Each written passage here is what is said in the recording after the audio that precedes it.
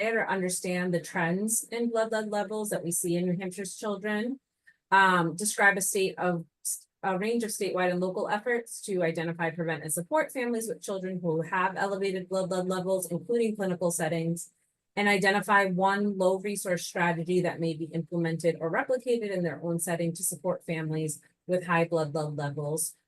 We know for a lot of early childhood systems, system level change is what's really needed, but is often hard to achieve. And so we want to make sure that you walk away with some steps and feel like you have some agency to make change on this issue. So with that, I'm going to introduce briefly our speakers. So from the New Hampshire DHHS Healthy Homes and Lead Poisoning Prevention Program, we have Gail Gettens, who is a child development specialist and health communications coordinator, and Nicole, she's a public health nurse coordinator. And then offering the community perspective, we have Samantha Kelly. She's the health services coordinator at Community Action Program, Belknap-Merrimack counties. And with that, I will pass it off to Gail. Hello, everyone. So glad you're here. Our first half of this webinar, Nicole and I will be presenting the hidden epidemic, childhood lead poisoning in New Hampshire. And just to level set so give some quick background, New Hampshire is a universal, what's referred to as a universal blood lead level testing state, meaning that by law, all children are required to have 2 blood lead level tests at age 1, and again, a second test at age 2 years, usually done during their well child check visits. In addition to that, everyone should be aware that it's federal Medicaid law that all children be tested who are enrolled in our Medicaid health insurance products be tested at age 12 months and again at 24 months. But a really important note is that Medicaid law requires that in addition, any child between 24 and 72 months who does not have a blood level test in their health record must have one, not should, but must. And it's important also to understand that to meet both state law and federal Medicaid law, it must be a blood test to meet this requirement, not asking a series of questions to determine a child's risk. A blood test is required to be in compliance. I also just wanted to level set, again, these are just a couple quick introductory slides, that in New Hampshire, the most common source of exposure, meaning how children come in contact with lead, is almost always by lead dust that's generated from old lead paint in our housing. Even nationally, 70% of all the children who are poisoned by lead, exposed to lead, it's from the housing, from old lead paint. Water gets a lot of attention, and that's good. We do not want lead in our drinking water. But how children in New Hampshire are almost always exposed to lead is the old lead paint. In New Hampshire, it's not the water, it's the paint. I just want to walk you through some of the data real fast. So up until 2019, the year before the pandemic, we were on the right trajectory. I mean, we still had a long way to go, but our testing rates were moving in the right trajectory, the right direction. So the blue line represents the number of 1-year-olds tested in New Hampshire, and we had gotten to 70%. And the orange line shows that we had gotten to 58% for 2-year-olds. So well done, and that we were moving in the right direction. But usually no one's pretty excited or writes home about the fact that they got a 70 on a test or a 58 on a test. So we were making improvements, but that 2-year-old testing rate especially is pretty dismal. I keep hitting the wrong advance button. Okay. So you guessed it, pandemic came, and in New Hampshire, as in every other state, testing rates plummeted for all the reasons you might guess. Between 2019 and 2021, we had 5,360 fewer children tested. So in that 2-year block of time, we had a 25% drop in rates. I mean, that's pretty dramatic. We're a small state. That's a lot of children that went untested. 2022 is our most recent data that was just released, and we're beginning to see ourselves rebound a little bit, which is excellent. But with more testing comes identifying more children who've been poisoned. And I just want you to really digest this number, as you're, no pun intended, as you're probably eating lunch. But between 2019 and 2022, in our tiny little state, we had 4,183 children poisoned by lead. And that is a quantum number, just a huge number in 4 years. This is the number of children who had a blood test and the test result was higher than 3.5, the CDC's blood level reference value, indicating that these children are in need of case management and an environmental assessment to determine where they're coming in contact with lead. But I also want to point out and drill down a little bit into this data so we can really identify our most vulnerable populations, who's not getting tested, and so we can all shine light on that. So in 2022, of all our 1-year-olds who 34% of our 1-year-olds enrolled in Medicaid were not tested, 34%. And really pay attention to this one. In 2022, of our 2-year-olds, 43% of our 2-year-olds enrolled in Medicaid were not tested. And I always use the example that the 2-year-old test is the one that's critically important. You know, if some health system came to us and said, you know, Gail, we have this much money, who do we test? Hands down, you test your 2-year-olds. 1-year-olds, though very important, is often a baseline. They're not moving as much. They're not putting everything in their mouth yet. They're not crawling, coming in contact with lead dust and lead sources. The 2-year-old test is critically important, and childhood lead exposure in the United States peaks between about 18 months and 26 months of age. So this is the test that needs to get done. And 43% of our children, our 2-year-olds enrolled in Medicaid, were not tested in 2022. And this is why this testing is so important for this population. So if you look at this graph, what's on my left side shows you of all the children that are tested, 69% are private insurance, not enrolled in Medicaid. 31% of those that were tested in 2022 were enrolled in Medicaid. So, and then on the flip side, and this should jump out at you, of all the children, so we only tested 31% of our children enrolled in Medicaid, but that's where we found the lion's share of the children who were poisoned. 58% of the children identified with elevated blood lead levels, who were poisoned, had high lead levels in their blood, were enrolled in Medicaid. So our most vulnerable population is not getting the testing and not getting the additional services that come with it. So what does this data tell us? Our testing rates are recovering, but we're nowhere near where we need to be. We're at 77% for our 1-year-olds, and we're only at 57% for our 2-year-olds across the state. We need collaborative attention across many sectors to improve our Medicaid testing numbers. And if you remember nothing else that we've told you today, take this number home with you. We have way too many children in New Hampshire that are exposed to lead.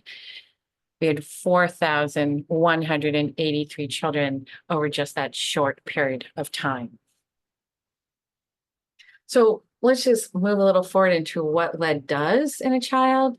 So what is lead? Okay, naturally occurring element, meaning it's something that's in the earth, if you will. And we mine it, we bring it up to the surface. And boy, when we do, we own this stuff. It has a half-life, it's nasty. It doesn't corrode, fade, or otherwise go away. And that's the issue with old lead paint, that dust and debris from old lead paint, that when that lead is released into the dust, that lead is as toxic today in 2024 as it was when we took it out of the earth 25, 50, or 100 years ago. And most people somehow have the idea that people have to eat large amounts of paint chips like Doritos, and then maybe they'll get poisoned. Well, we now know it takes that much lead to poison a child. If you can imagine putting your fingertip wet, sticking it in sugar and holding it up, that little bit of granules that are on the end of your finger, and therefore, you wouldn't even see on your floor and your kids' hands, toys and pacifiers. That's what will poison a child and damage their brain. So Kara, I'll have you bring up this video clip. It's about the best quick explanation to understand the impact of lead on a child's brain. Hospital and the University of Cincinnati have been following children exposed to lead into adulthood. It's the longest running study of its kind in the world. Nervous? A little bit. Dr. Kim Cecil is an investigator for the Cincinnati lead study. So lead tricks the body into thinking it's calcium. Whenever lead has got into your body, primarily through ingestion, it goes and hides where calcium should be, in the bones and in the cells of the brain. Visualize a neuron.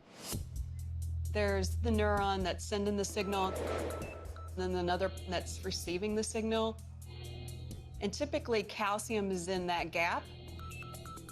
Calcium is essential for neurons to communicate. But when a child is exposed to lead, lead gets in that gap and blocks the flow of calcium. Without calcium, synapses get weaker and brain function suffers. The average IQ of the Cincinnati lead study is 86. It should be 100 in a typically developing population. Lead can disrupt brain growth and even lead to shrinkage or volume loss in brain tissue.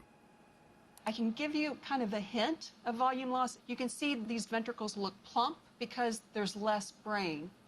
From this analysis, I can tell you that most of that volume loss is in the frontal lobe, and that region of the brain is responsible for what makes us the most human.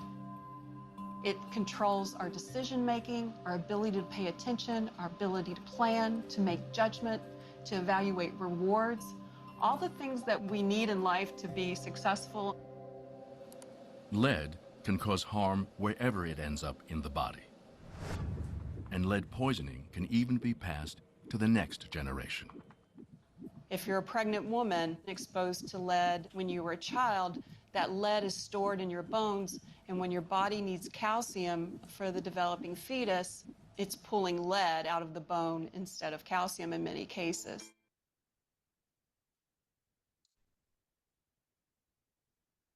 So Kara, I'll have you get us back to our slides.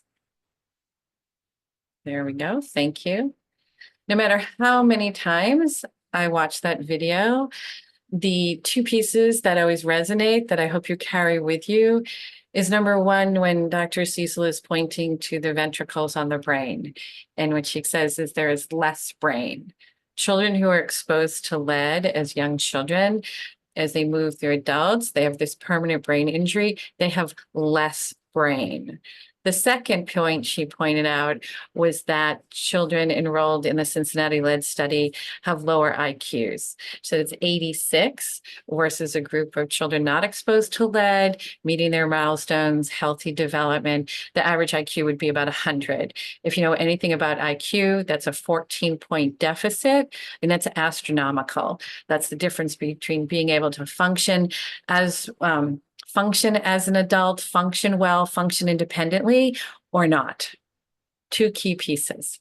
So New Hampshire, again, children are poisoned by lead, and lead from lead dust, from old lead paint. And if you take our whole state, 55% of our state, the housing, the apartments, the standalone houses were built before 1978, the year we banned lead in residential paint. But in many of our communities, that rate is much higher. Manchester, 75%, Claremont, Rochester, over 80%, Berlin, 89.9%. 99% of the housing was built before 1978. So children in New Hampshire have a very high risk of living in, spending time in homes, family childcare homes, church basements on Sunday, their house, grandmother's house, where lead hazards exist. Windows are a common example. These are just some pictures. Every time windows go up and down, they generate that lead dust that comes into the house. Wind, sand, fans bring that lead into the house. Families, this is an actual home where we had children poisoned by lead. Families decorate with antiques, use old antiques. This was an old ice chest they were using as their pantry and their coffee station. The entire family had been exposed to lead. The dust was all over from this paint, all over their food. This porches where children play in New Hampshire. You can see all the weathering on the floor, on the railings, if you will. The lead dust, lead paint was all over these children's toys. Soil along the drip line, same thing. Children play in an area where it's full of lead is in the soil and you don't even see it. Imported spices, a large issue in New Hampshire, and nationally, we just had hundreds of children poisoned from the Wanna Banana apple cinnamon food pouches. And lead can pass from mother to fetus. Girl children who are exposed to lead, well, all children store almost all of that lead in their bones. But when girl children are exposed to lead, when they grow up and are starting their own families during their second trimester, all pregnant people shed the lead from their bones, shed the calcium from their bones to support fetal bone growth. And when you shed the calcium, which happens automatically. If you have lead stored in your bones, the lead goes as well. Much higher rate of miscarriage, stillbirth. It's just toxic injury. The fetus doesn't survive. And if it does survive, many birth outcomes we're not looking for, including which is the same damage to their brain that you saw as if they were exposed to lead at age 1 and age 2.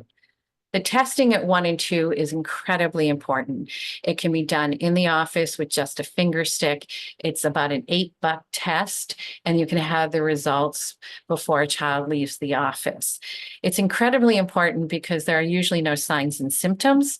It's the only way for us to know if children have been exposed to lead, to protect, at least to get them connected with services, including nurse case management and a home lead investigation. It's the only way we can properly diagnose any of the behavior issues or other learning disabilities they may be demonstrating as a result, so we can get them the proper educational and developmental supports. And because we want to make sure that our children coming into childcare programs, coming into preschool programs, coming into public school, we really want to see that those lead tests are documented on their health forms. This is the New Hampshire Early Childhood Health Form, and there are actually 3 spaces right on that form for lead test results. Okay, so Gail had mentioned a level of 3.5 micrograms per deciliter set by the CDC in one of her earlier slides, where we see more than 1,000 children in New Hampshire reach that level annually. And that is a number that represents the children in the top 2.5% of the United States who are the most lead poisoned. But that is a different number than what is legislated in New Hampshire, and this causes confusion for people at all levels across the state. In New Hampshire, we can offer paid for funded services for children who have a lead level of 5 micrograms per deciliter or higher. And that level does need to come from a venous test. We do a lot of point of care testing in New Hampshire, and children have levels of 20, but they still need to go to the lab and have a blood sample drawn from their vein. We'll go to the next slide. So when a child has a lead level of 5 or higher, we can offer nurse case management to that child and to their family. It's voluntary. The family does not have to participate by law. We reach out via phone to start. We try to identify right away, where is this lead exposure coming from, and what are some things you can do right away to stop that exposure, because your child looks happy and healthy. now, but the damage presents in preschool and kindergarten. So we want to find the exposure and shut it off. We do home visits. We bring cleaning supplies and things to cover areas that have chipping, peeling paint, and we make referrals to things like WIC, programs like early intervention. But the most critical referral we make is for an investigation. It sounds very daunting. It's an assessment of the child's home environment for lead. In the state of New Hampshire, that assessment, if you're living in a rental unit, is required by law. And if lead hazards are found, then the unit must be fixed or made lead safe, and that's according to state law. If you're a child that lives in owner-occupied housing, we offer free of charge a home assessment, but we have about 50% uptake on that home assessment. We can go to the next slide. I just wanted to point out real quickly that there are excellent resources available for those that work with young children, whether it's in home visiting or early support services or in classroom settings. This is the intervention ideas for infants, toddlers, children, and youth impacted by lead exposure. This is from the U.S. Department of Education Office for Special Education, and it really breaks down by domain, by setting, by age group, best strategies to support children exposed to lead. I also wanted to mention that we have developed an online training. It's on the Pro Solutions platform, which most members of the early care and education workforce are familiar with. It's free. It's about an hour. It's fully narrated, produces their certificate of attendance on keeping children lead safe, and much of the information that you're hearing today. Finally, I think most in attendance are aware of Happy, Healthy, Lead-Free Me. It's now being used nationally by many different partners in healthcare, pediatricians, health systems, home visiting programs, WIC, many in public health, to educate engage children in early literacy for sure, but to educate parents with the messaging on keeping their children lead safe and the importance of testing.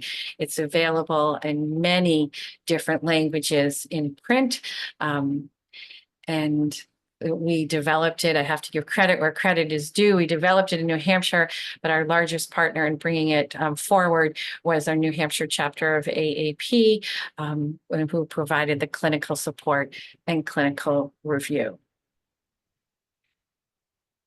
And we're not leaving our medical providers out when it comes to furthering education. As a practicing clinician, we covered childhood lead poisoning for about 5 minutes in my graduate program.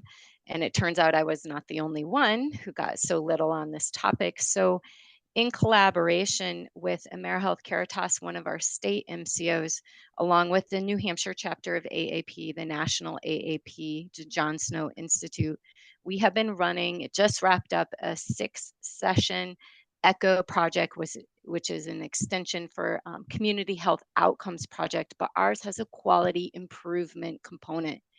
And if you haven't heard of MOC Part 4, as a provider, if you're a pediatrician or family medicine provider, you need to earn this type of credit every 5 years in order to maintain your board certification, and it's very hard to get. So that was kind of our carrot to draw people into this learning opportunity. 8 practices in New Hampshire.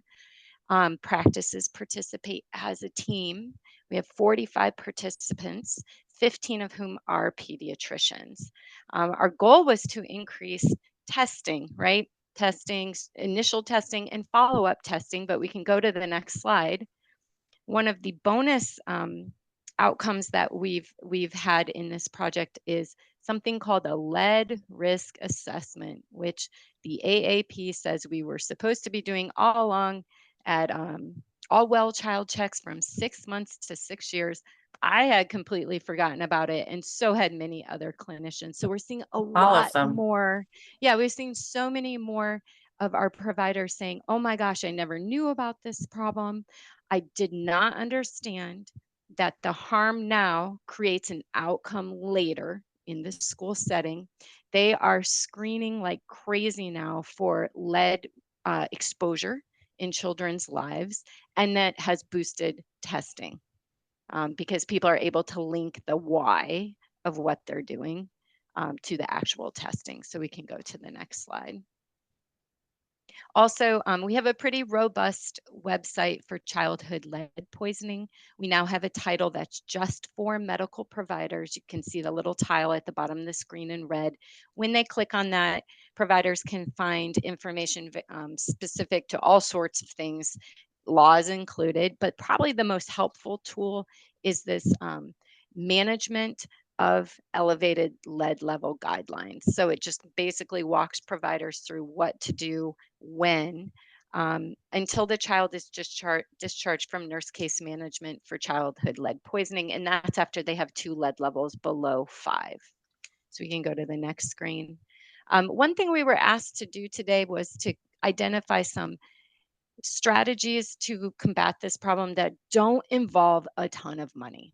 So I highlighted in bright red, well, everyone should be encouraging testing of children because again, kids look happy and healthy now, but if you don't find the exposure where it's coming from, if you don't know a child is being exposed to lead on a regular basis for the first couple of years of life, they are going to have trouble later. So we have to test to identify them and help them. So regardless of whether you're a provider that goes into someone's home, a provider in an office, you're an early childhood educator, encourage testing. Look around a home, look around your center, understand if it's pre-1978 housing and if you should be testing for lead. There are spot checks available. They are not foolproof. They do involve cutting down newer layers of paint to old paint, but they are helpful. And if you're someone who is going into a home visitor type situation, or if you're a provider and you know a child has an elevated lead level, but the parents are feeling overwhelmed with how to live with lead in the home safely, encourage them to create a safe place for their child. We have families that do this. They clean a room really well. They get all the clutter out. They lay down some foam block flooring. They put up a play yard, and that is where their children spends time indoors, playing, eating, even sleeping in that room, because it lets them not feel overwhelmed by their huge, rambling 1860s farmhouse. They can just focus on one area. It's very low cost, and it absolutely works. Gail, jump in if you had anything else to recommend. I was just going to add, for those of you that are in a situation where you are able to review health forms. So if you're in a program, whether it's early care and education program of any kind, you're usually getting health forms. You know, when you're looking at those to make sure you've got a health form and their immunizations are up to date, be looking at those forms to see if a lead test, the 2, 1 or 2, whatever number of tests is appropriate, if that result is appearing. And if it's not, ask for it. You know, we can be in a role of supporting families to understand that test should be done and why it should be done, and that it should be on their child's health form and in their health record. And certainly we're seeing wild success with Happy, Healthy, Lead-Free Me. The messaging that's in the book, it's a non-threatening way of, as I'm hearing from so many, non-threatening way to get the information to families. It's an easy way to initiate kind of mindful conversations and empower families to take charge of their child's health and well-being in the area of preventing childhood lead exposure. The home lead test kits that you see on the screen, those are available at Lowe's or Amazon, and they can be helpful if you really need to have a concrete way of really showing, you can't see this stuff all over your carpet or on the windowsill, but these tests can help families have a concrete way of understanding that there are lead hazards in their home. And we can go to the next slide. It's just our contact info again. There's our individual emails, and then we have an alias, which is just leadinfo@dhhs.nh.com, sure, .gov, if you'd like to reach us after this. Thank you. Great, next up is Sam. I'm just gonna pin your video. Unpin Nicole and Gail for now. So take it away, Sam. Thank you so much. Hi, everyone. Like mentioned, my name is Sam Kelly. I work at Community Action Program for Belknap-Merrimack counties. I work specifically in Concord, Pittsfield, and Franklin. And then we are a early Head Start program. So that means that we work with prenatal moms and then birth to 5 years old for children's age. So we we're with them right at that point that Gail and Nicole talked a lot about, where lead testing is just so important. And it's something that's a part of our program and that we've become very passionate about recently, with learning more about the effects that lead has on children, specifically our population. So a little bit of background first. So any child that enrolls in our program that's from birth or to 5 years old, we have various permission forms that we have the families fill out. This is to obtain medical information, in this case, specifically lead and hemoglobin labs. We get these for their typical pediatrician's office, as well for the WIC office that they are associated with in their county, as well as the state lead program themselves. The state lead program is great because we have a lot of families that move around a lot and may change doctors or not go to the doctors for long periods of time. So the state lead program is great because it allows us to access any lead records if the children's ever gotten it done anywhere in the state. So it's been really great to have that as a resource to at least have a baseline and know where to go rather than starting from scratch all over again. Some of the populations that we work with are the exact ones that Gail talked about, are the most at risk for high elevated lead counts, as well as not getting tested for lead. Specifically the low income population. So those on Medicaid is heavily what we work with. In Concord specifically, we work with a lot of new American families. We work with DCYF and any fostership guardianship situations. And then we work with a lot of high needs children. That's in relation to social, emotional, or developmental behaviors, those with IEPs, as well as those with diagnoses of autism and ADHD. So a lot of high risk populations and ones where lead testing is extremely important to get all pieces of the puzzle for the children's health. So a little bit of data for our program so far. So like I mentioned, we collect them from the 3 different agencies, the doctor's office, WIC, and the state lead testing program.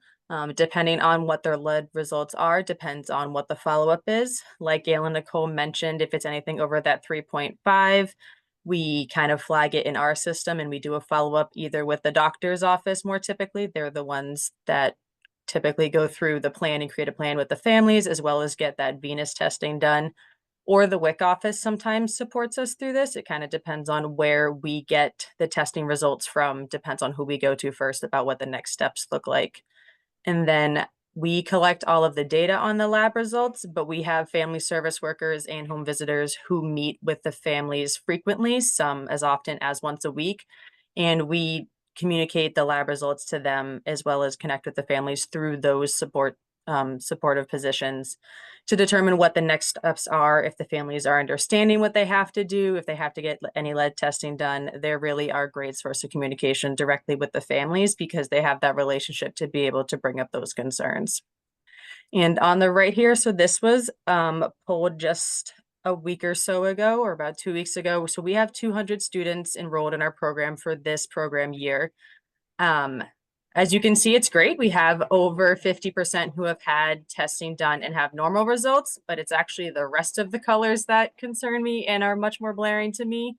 So the 16 are kids that are missing tests as a whole. So that means that they've never had any testing done whatsoever. And those age ranges can go all the way up to 5 years old with no testing done, which, as we know, is unfortunate and a great concern. The next color is 14. So those are children, as Gail mentioned, missing the second test, which is what we run into a lot in our program. A lot of families are great about getting that first test done, but it's that second one that we really struggle with to get families to follow through on for various reasons. The lightly blue one here is anything that is elevated. So that was anything over 3.5. In our program this year, we've had varying ranges of elevated lead from 3.6 to almost up to 20. Those are all lumped together, but we've seen kind of the range of it this year. And there's definitely been a spike up, which has been interesting to see. The next one, 18, those are just participants that are not of age yet. So if they're under 1 year old, which we have a lot of new little ones in our program, as you can see, so they're just not of age yet. 10 families refused altogether. This is a combination of families refusing to lead test as a whole, or families who, because it is their right, are refusing for us to obtain the information, which even when families do that, we provide them education on why it is important, whether they've done it or not, but just to try to make sure that the lead testing still does occur, even if we're not able to obtain the results from it. And then 3, that was just people who are new to our program, so we just don't have their results yet from the doctors.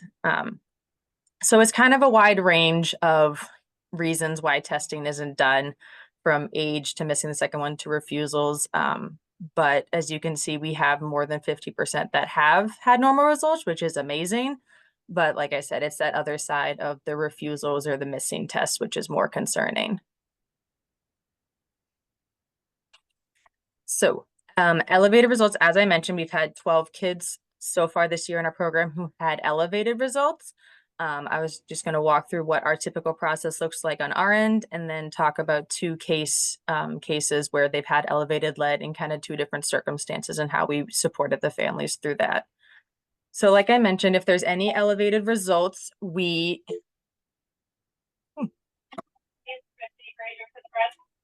sorry about that. We connect with the doctors first to determine if there's any plan moving forward, if the doctors are aware of it, because that's a communication that we struggle with sometimes, is if WIC has had lead testing done, but then it's not communicated to the doctor, or vice versa. So sometimes testing kind of falls beneath the cracks because one's assuming that the other one is doing it. So we connect with the doctors first to see if they're aware of the testing results and what any plan is moving forward. If it's something where the lead prevention program, like Gail and Nicole mentioned, if there's a case manager that's been assigned, we work with the families to have them sign another permission to be able to contact their case manager over at the state to get an idea of what steps are needing to happen moving forward, as well as to understand what's happening with the family, to communicate that back to the families. Because sometimes there's a health literacy problem where they're not understanding what's happening, because it's a lot of medical jargon, or a lot of people don't know what lead is in itself and why it's so dangerous. So to connect with the case manager is great to determine what has been told to families. That way, in case we need to explain anything more or reiterate anything, we can give the same message that they're giving. We provide resources to the families. Some of them are actually the ones that Gail and Nicole shared with you that we've pulled right off of their website, which has been great for families. There's been times where there's been certain situations that we've needed to provide more specific resources on, which we work with other community agencies. We work with WIC in terms of nutrition a lot. But more often than not, we definitely defer to the lead program at the state that Gail and Nicole shared for any resources to give to the families. The biggest thing I'd say that we do is we support families with the ability to communicate between agencies. As I mentioned, we have a lot of new American families here in Concord where English is their second language. So there's a lot lost in communication in those situations. So we are grateful to be able to be a support between DHHS or the doctor's office in any way to communicate with the families to ensure that they get to follow-up visits, that they get testing done, that they're following any recommendations that are given to support their children and their family through this time of dealing with the elevated lead. So these 2 cases were both in Concord. They were both in single standing homes that families were living in as apartment complexes. The first case was a family of 2 parents and 3 children. All of the children had elevated lead, quite high. This was one of the ones that was up to almost 20. So that was very severe, and the first time I had seen it that high. So, and they did not speak English. So there was a lot of communication issues between the state and the doctor's office in this family. So it was great that they were connected with us, that we were able to support them through this. Their biggest concern was the nutrition of their children. The one with the very high lead had developed the the condition of pica that can come with lead poisoning. So she wasn't eating much of any food, only wanting to eat, lead paint, anything that really wasn't food. So they had been referred to a nutritionist, but again, English was a barrier and the health literacy just wasn't there to understand what the nutritionist was saying at the doctor's office.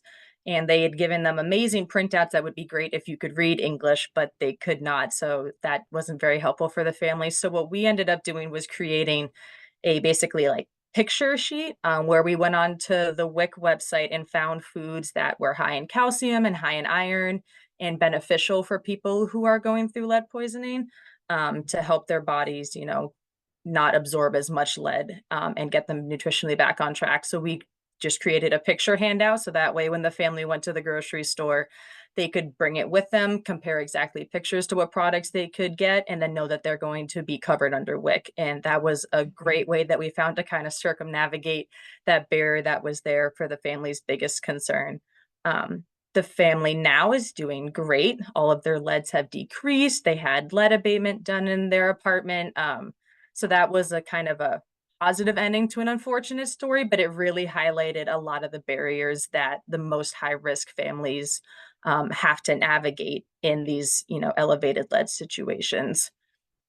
The second case was similar. Again, like I mentioned, a standalone house, a big family where all of the kids had elevated lead at various points.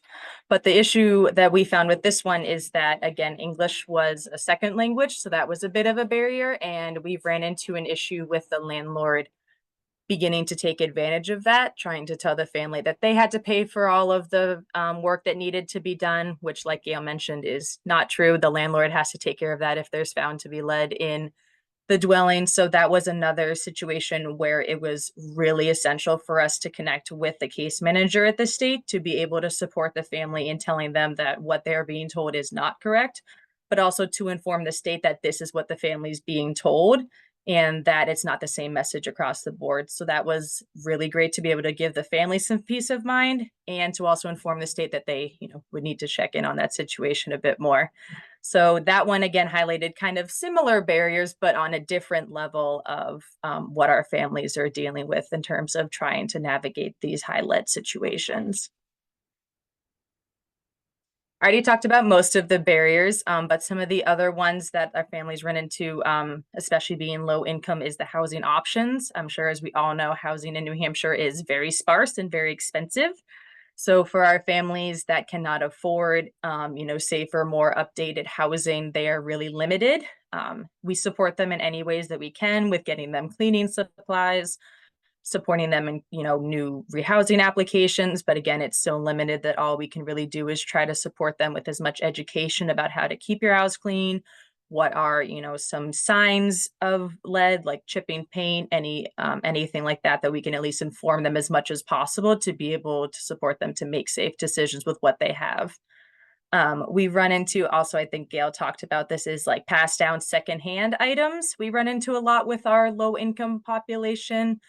They'll get things handed down from other family members or from, secondhand thrift stores, which again, if it's a lot of older things, they use, lead paint in a lot of the products. So that's something that we run into a lot with the houses. And what they furnish them with is that it does put the children at higher risk in itself. So again, just that education piece has been so big with our families recently on informing them, what to look for, some of the risk factors and things like that, which has been really beneficial. There's been an uptick in families much more aware of it, which is amazing, but it's still figuring out how to bridge some of those other barriers that we don't have as much control over. And lastly, so the next steps that we're working on is we're trying to work heavily with WIC. Obviously, COVID, like most of our public health initiatives, really affected the family's ability to meet with WIC, to get testing done. So we're really trying to push to get lead back into the communities and get our community back in with our WIC offices. We're continuing to connect with community agencies, such as today, which has been great, to work with the state lead department, with the case managers, to educate the public, but as well as educate our families. And lastly is educate our new staff here. So we are a school, so we have teachers, we have family service workers, people who go out into the community in so many various ways that we're really trying to educate our staff on what lead is. Because obviously we know that the lead testing has to be done, but without having to have the education to really back up why it needs to be done, there's not as much of a push for it. We actually just did a big presentation for all of our staff that go and meet with families and go into their homes about really the risks of lead, what it is and where to find it. And it has sparked a wave of conversations and a really big push from our, family support people to really push families to get that second lead test done or get any lead testing done, which has been an amazing outcome. And lastly, this is just my contact information. If you have any questions about what we do here, any of the processes that we do or anything, I'm happy to chat. Or if you have any other questions after this.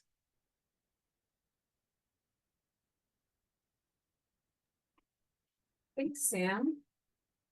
I'm just gonna add our DHHS partners back to the spotlight.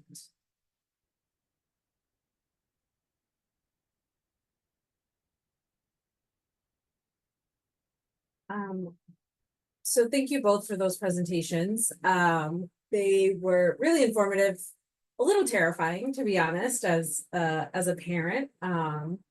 But we want to open it up for questions. And I see that Denise Day has a question. She says, what do providers say is the reason they don't test a child? From my experience, one reason seems to be from practices that refer to a lab as opposed to doing it in-house. Families then don't follow up. I think I can take that question, and Nicole can, of course, pipe in as well. There are kind of two issues raised in that question. Certainly, pediatricians or children's medical homes that rely on a venous draw, meaning they don't use the testing in office or don't collect a finger, a few drops of blood from a finger to perform the test. They're basically, the children are not getting tested. And the pediatrician may write, if you will, write the lab slip, place the order, but the family doesn't make it to the lab. In some cases, it can just be involves another step, another bus trip, or another visit to another part of a hospital complex to get to a place where the venous draw is taken. And even if there aren't those challenges, many families are very reluctant to pin a child down for a venous draw, needle in the arm, when there are no symptoms. If a child's looking happy and healthy, you're thinking this can't possibly really be needed, unfortunately. But there are few, if any, signs or symptoms that your child has dangerous levels of lead in their body. And if a family happens, a helicopter parent takes their child for a 1-year-old venous test and it's low or non-detected, it's very unlikely they're going to go through what was probably a pretty traumatic experience to pin down an active 2-year-old for a second venous test, even though you now understand why that is so important. Because they had the first one and they're thinking the second one isn't needed. For pediatricians, there is a lot of sometimes confusion in and around. There's a performance measure, what's called a HEDIS measure, with our Medicaid. Our Medicaid organizations look to. It's inconsistent with state law. It's 1 test by 2. So the HEDIS measure, that is the performance measure that up until our new contract start in September, our pediatricians have often been confused by the Medicaid HEDIS measure of just 1 test by 2. That's becoming increasingly less so, but that has been a barrier to understanding that what state law, what federal Medicaid law is or requires the 2 tests. I can kind of piggyback on that, Gail, that everything you said is accurate on reasonings why we hear that families don't follow up. A lot of the times is exactly like Denise mentioned, is that, they refer out to a lab and it's either at a different location or it's another step, or transport is only for so long. So they just aren't able to follow up with it.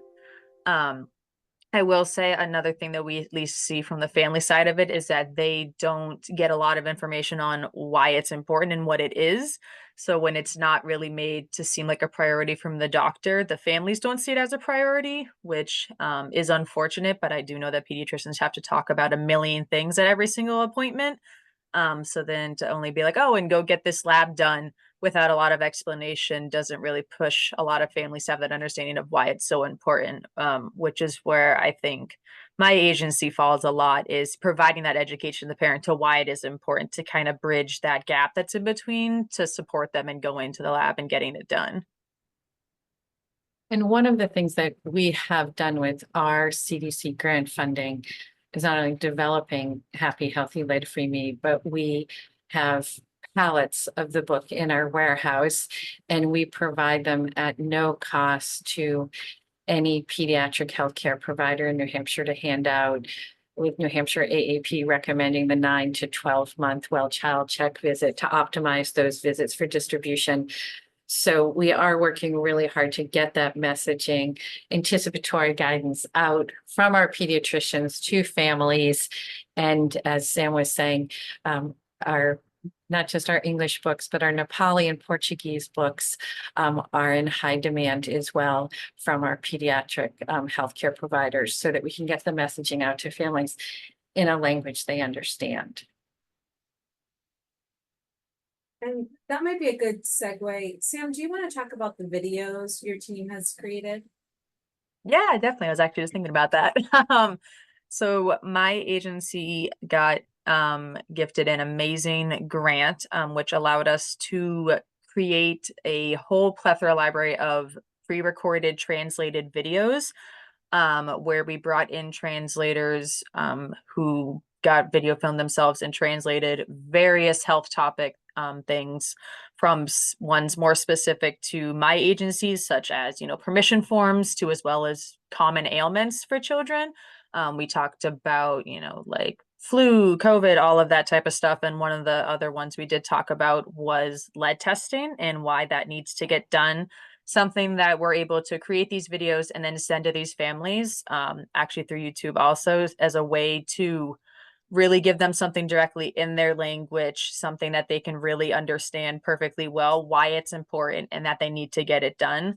Because when we first saw the grant, we thought about translating documents, and then we spoke with a lot of our home visiting and family service workers team who work with our new Americans, who said that a lot of them can't read their own language as well. So we thought that translating documents would be almost a bit of a waste of money, but one of our coworkers had the amazing idea to create these videos that we can send to them, where they can see the faces, read the lips, hear it in their own language, and really give it to them as directly as possible and help bridge that gap of an understanding as well.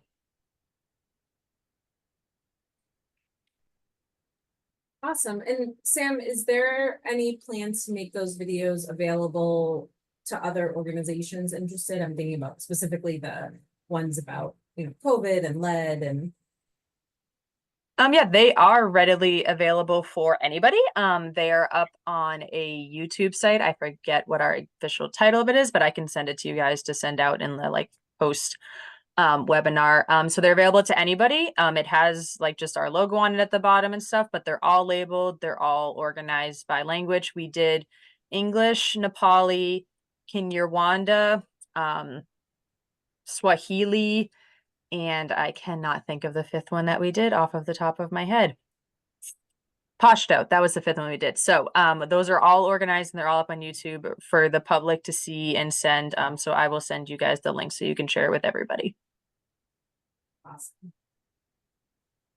Kara Baskin, do you want to come off mute and ask your question? Yes. Hi. Sorry, I don't know where the raise a hand thing is on on this Zoom, but I'm Kara Baskin. I work for the Greater Upper Valley Integrated Services Team, GUVIST. Gail, I've heard you present a few times now, and it's such a clear and wonderful presentation. So thank you. We're working on a quality improvement project in our region in the Upper Valley, trying to improve testing rates in the nearby districts. So I have two questions about unintended consequences. And Sam, you touched on the one. So for families that lead is found in the home and the burden should fall on the landlord to do the abatement. But is there, like, how does advocacy work for the family? Like, what if the landlord, might evict the family, or like, I they don't can have somewhere to- probably Yeah. answer that as a nurse case manager, because unfortunately I wouldn't say it's common, but it's not how to say that, it's not rare. So we let families know right away, like, you are not in trouble and you are not responsible for fixing this problem. Okay. But the process is slow, painfully slow, which is why I say, please let me come out and bring you some tools, cleaning tools and protection tools. I'll show you how to rearrange your furniture, things to get rid of, how not to, don't walk here, but walk here instead, because you need to learn to live safely in this home until the work is done. I tell them, please follow your lease to the T. Everything that you agreed to, please continue doing it, but you cannot be evicted for this problem. What your landlord can do is remove the unit from the market. And in this market, most landlords are not choosing that option. There's money available to them, federal money through HUD, to do the abatement work and return, have it continue to function as an income generator. So most landlords choose to do the work. They have to pay for alternate housing, like hotel type situation, or a lead safe unit for the family to live in while the work is being done. There are multiple steps along the way with our environmental team and our compliance team, keeping the landlord on track, keeping the abatement work on track, making sure that it's clean and safe for the family to move back into. But in anytime a family doesn't follow their lease, they are at risk for eviction just from violating that contract they have. So that's the type of advice that we as nurse case managers provide. Is it's a long process. Follow your lease carefully. Contact us anytime you think something's going on, especially if your landlord shows up to do work, because it's risky work and you have to be very well educated and licensed to do this kind of work in order to not harm yourself, let alone anyone living in that unit. And Thank at you. least in New Hampshire, because I know you span both states, New Hampshire legal assistance in their Manchester office, there's an attorney, Kristen Cornell, who has partnered with us a great deal, and even is often part of our presentations on tenant rights, kind of in this arena. So we can share her name with you, or she's even been part of our presentation sometimes to specifically outline and discuss what tenants, what their rights are during this process. And when I do a home visit, I always take with me like a lot of different information, but always, always, always legal aid. I hand that straight to that parent and I say, you can work with me and you can work with our environmental team, but I want you to know that you have tenant rights and you can access some free or very low cost legal assistance through 603 New Hampshire Legal Aid.